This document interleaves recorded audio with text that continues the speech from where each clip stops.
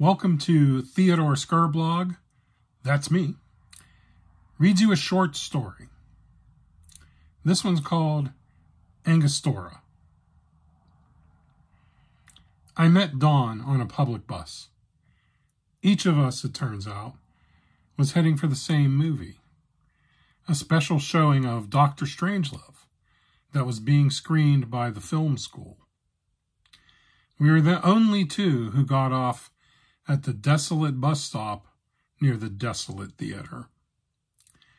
And she turned to me and she said, "Are you going to the movie?" "Yep," I said. "Good," she said. "We can walk together so we don't get killed." Well, that was fine with me, as Dawn towered over me with natural height, plus the addition of these gigantic lace-up boots she was wearing that probably gave her another 2 or 3 inches over me. I wore what I always wore, my black leather motorcycle jacket, which is the toughest thing I owned. We introduced ourselves, ran through our love of Kubrick. Outside the place, there was a smattering of vaguely punk-looking kids milling about, some of whom Dawn seemed to know. She stopped to talk to them while I paid and continued into the theater and plopped down in a seat.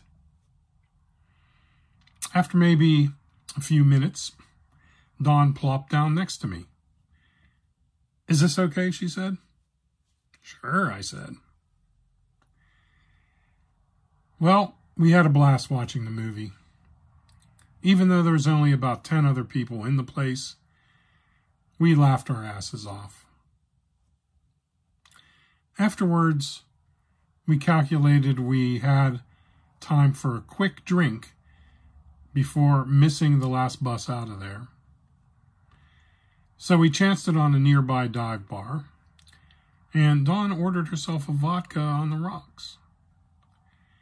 She shot it down and then proceeded to thoroughly devour the lemon wedge that it came with. All of it, the pulp and the entire rind. I could see the pleasure she got from it. "That's pretty impressive," I said. Well, we had to hustle to get on that stupid bus, and I noticed that Dawn kind of loped on one leg as we scrambled, but we were relieved to finally get out of there. Back at her apartment, she said, "Have a seat. I'll just be a second. I have to get this fucking thing off." And she disappeared into the bedroom. A cat jumped up on the sofa and rubbed against me. He was a beautiful, majestic, leonine thing. "That's Ang," she said. "It's short for Angostura."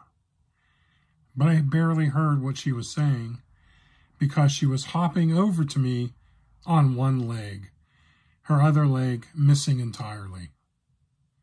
She plopped down next to me on the sofa with a sigh. "How do you feel about cats?" she said. That was not the question I was prepared to answer, as I took a breath and kissed her citrusy lips. Thanks a lot for listening.